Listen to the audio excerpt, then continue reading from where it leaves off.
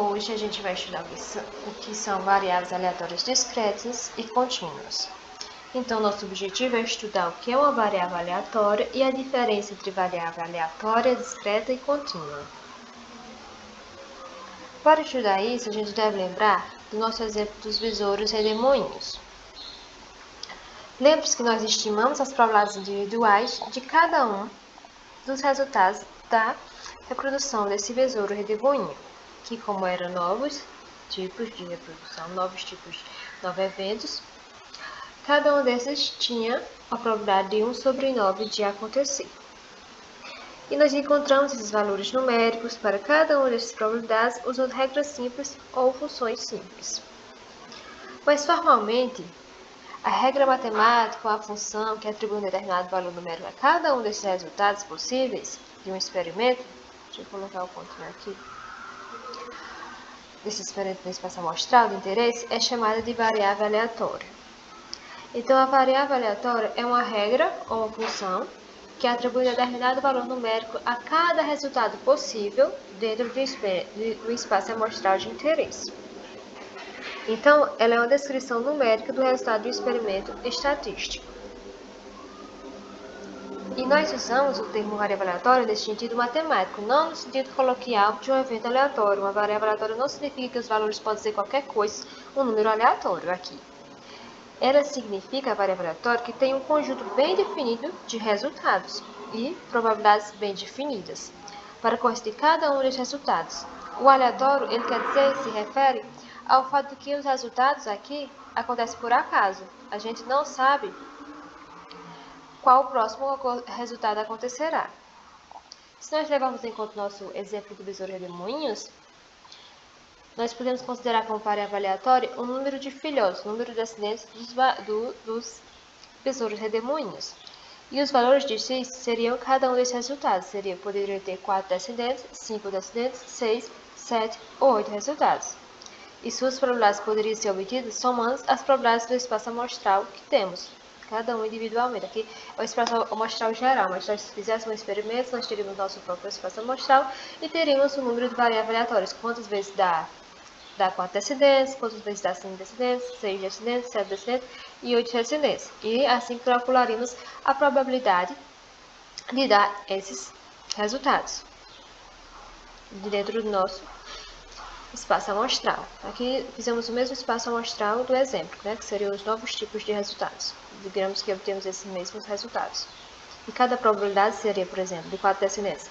Teve 1, então, é 1 sobre 9. 5 descendentes, teve 2, são 2 sobre 9. 6, 3, 3 sobre 9, 7. Deu 2 resultados com 7, que dá 2 sobre 9, e 8, 1 sobre 9. Então, essas seriam nossas probabilidades. Já que esses são eventos independentes, nós podemos somar essas probabilidades. Nós também podemos representar essa variável aleatória através de distribuição de probabilidade, que é uma função ou uma regra matemática que fornece a probabilidade de ocorrência de cada um desses resultados possíveis da variável aleatória no espaço amostral de interesse. Então, distribuição de probabilidade é uma tabela, por exemplo, ela é representada por uma tabela ou uma equação que liga cada um dos resultados de um experimento estatístico à sua probabilidade de ocorrência. Por exemplo, de 4, 0,1, a probabilidade de ocorrência de 4. De 6, 0,3. De 7, 0,2. E então podemos representar também através de um gráfico. Aqui existem os valores de x, 4, 5, 6, 7 e 8, os valores que podemos ter na variável aleatória e a probabilidade de cada um desses valores, dado que nós fizemos um experimento, digamos. E obtemos que a probabilidade de cada um destes resultados é essa: 0,3, 0,2, 0,2, 0,1 e assim por diante. Aqui a gente vai entender um pouco sobre o que são os tipos diferentes de variáveis aleatórias. A variável aleatória discreta, elas são aquelas que assumem valores finitos ou contáveis em quantidade finita de tempo. Então, elas assumem valores que podem ser contados. Você pode contar, são números inteiros. Então, a variável aleatória se refere a números contáveis. Os exemplos mais comuns eles vão incluir, por exemplo, o número de descendentes, como é o caso que nós estudamos há pouco, do besouro redemoinho, as folhas ou as patas de alguns animais, folhas de árvores e patas, ou a presença e ausência de uma determinada espécie, que assume valores de 0 a 1, por exemplo. Aqui, a gente pode ter a presença ou a ausência de espécie. Nesse caso aqui, ele parece que colocou a densidade de espécie, né? A quantidade que tem em cada um desses espaços.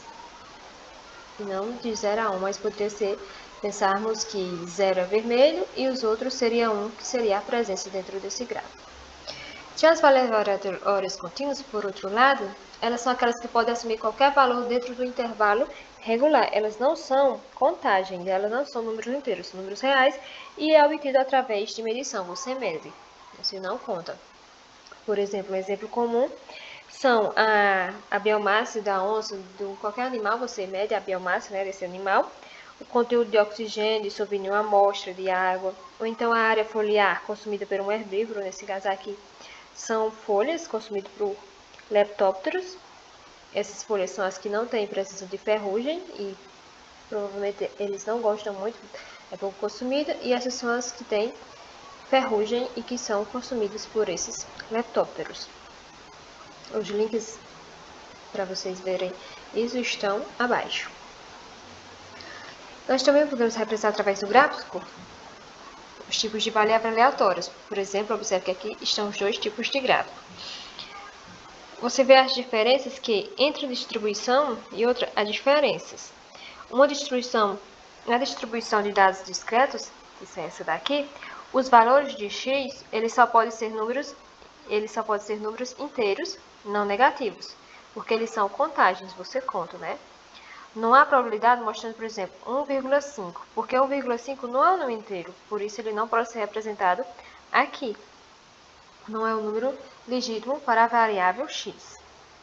As probabilidades de distribuição de dados discretos, eles são mostradas como colunas separadas, você pode observar aqui. Não há nada entre as colunas, porque não há valores do eixo x, do eixo horizontal, entre os valores inteiros. Já para as variáveis contínuas, os valores da variável do eixo x, eles são números reais. E há um número infinito deles entre esses dois números. E cada um desses números é um número infinito entre dois números inteiros quaisquer.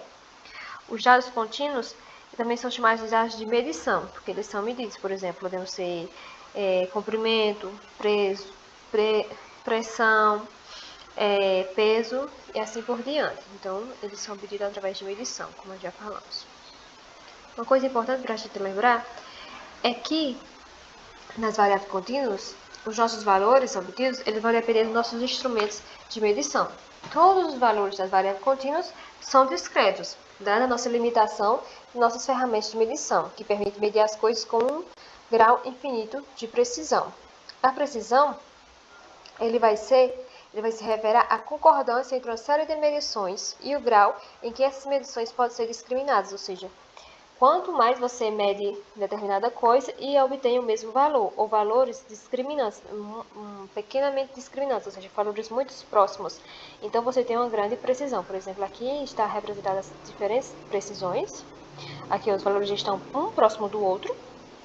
E aqui os valores estão distantes do outro. Então, aqui nós temos alta precisão, mas aqui nós temos baixa precisão. Outro conceito importante das medições é a acurácia. A acurácia, ela vai se referir ao quão próximo a medição está do valor verdadeiro. Por exemplo, consideramos que aqui é um alvo e aqui o centrozinho é o valor verdadeiro. Aqui está muito próximo do valor verdadeiro, enquanto aqui ele não está tão próximo do valor verdadeiro. E combinando a precisão e a acurácia, nós podemos obter diferentes realidades nos nossos variáveis contínuas, nos nossos resultados, nossas medições. Podemos uma baixa precisão e uma baixa acurácia, por exemplo, estão muito distantes um do outro os resultados, os valores, e também estão distantes do alvo. Aqui nós temos uma alta precisão, os valores estão próximos do outro, mas estamos com baixa acurácia, estão longe do valor real. Aqui nós temos alta precisão e alta acurácia, os valores estão um próximo do outro, ou são muito precisos, e estamos bem no alvo, estamos com uma grande acurácia do valor real. E aqui nós temos baixa precisão, os valores estão longe do outro, mas temos alta acurácia, eles estão perto do centro do valor real.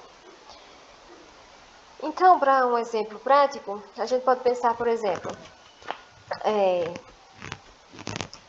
num jogo de futebol. Se você acertar o gol de futebol, se você acertar o gol de futebol sempre, você está sendo preciso e acurado. Mas se você está jogando futebol e sempre você vai acertar a trave, em cada vez que você marcar, então você não está sendo acurado, você não está sendo acertando no mesmo valor real, mas está sendo o quê? Está com uma alta precisão, você sempre acerta a trave, mas não está sendo acurado, você não acerta o valor real. Então, para você lembrar o que é acurada, é obter o mesmo valor, o valor correto, de certa maneira. E a precisão é obter o mesmo resultado repetidamente, ou um resultado muito, muito próximo daquele valor, do valor real. Em outras palavras, a acurácia é o grau de veracidade, enquanto a precisão é o grau de reprodutabilidade. E por hoje é só. Até a próxima aula.